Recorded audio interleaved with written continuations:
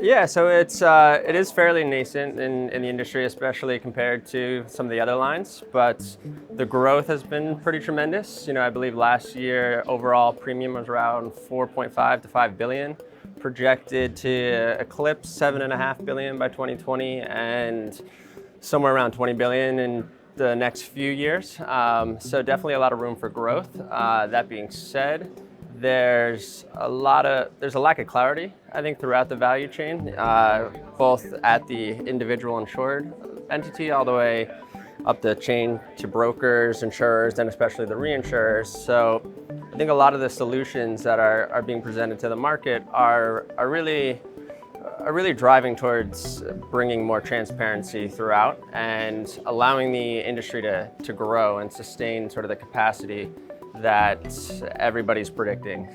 So we had the ability to speak with a lot of those leaders in the industry at the summit, both from the technology and InsurTech companies through to the actual carriers, to get a pretty wide spectrum as to what people are doing to try to accomplish and solve these problems, and also their perspective into where the market actually is. So it's really a combination of a few elements. In one, our physical and digital worlds are no longer separate, really, right? So there's a digital breadcrumb sort of everything that we do. And I think people often forget that without insurance, the world stops, right? So we're not in this building without insurance. We don't have the ability to create our companies, right? And work with others without insurance. So as our world has continued to become more digital, there's been an ever-growing need, right, to cover that exposure.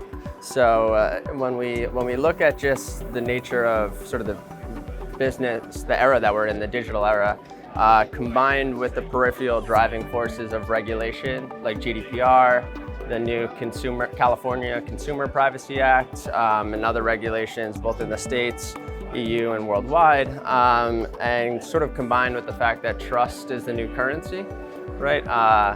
None of us necessarily want to proactively work with Equifax. We weren't their customers, but they were monetizing our data, and then they got breached, and we're to suffer for it. And maybe we'll know, 9-10 months from now if there is a claim or whatnot. So I'm a firm believer that trust is really going to be a key pillar in sort of how we engage one another, and I think transparency begets trust. So that's really some of the forces, I think, driving cyber insurance.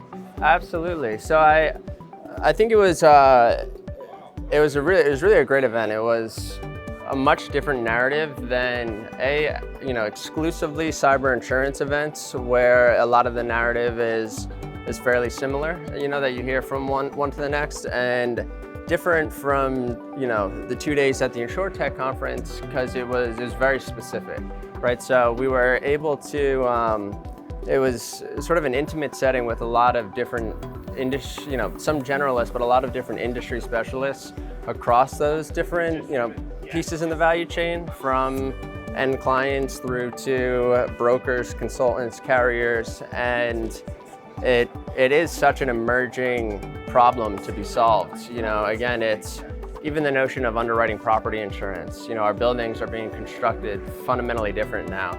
So there's a heavy exposure, right? Often referred to sort of as silent cyber risks, and where that's going to be covered. But given the magnitude of the size of this risk, and sort of the gap between, in 2021, it's predicted that there's going to be $6 trillion in cybercrime, which actually is sort of the biggest economic shift in our history. And we're only predicted to spend about 120 billion or so in cybersecurity spending. So there's a huge gap there, right? And how are we going to solve that, that gap, if you will? And insurance plays a large role, I think, in driving some of the standards, for private industry and for government. And, they're ultimately the backstop, right?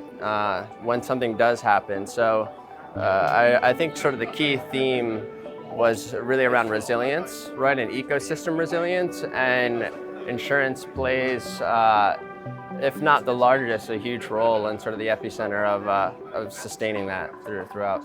Yeah, so I really think it was on, again, that notion of resilience and ecosystem resilience. And when we take that a step further, right, it's really how do we optimize the spend between risk mitigation and risk transfer, right, being insurance? And what is insurance's role in that, right? And how can the carriers become further involved in that distribution chain, right? How can they act as a trusted advisor to their client, right? It's not purely transactional, right? And there's an opportunity where clients are looking for advice, they don't necessarily know where to go. And insurers are in a unique position, and brokers, really the insurance industry, to provide that advice and just shift the dynamics of the industry from being purely transactional towards that of an advisor. So I think really the key takeaways are we're focused on how do we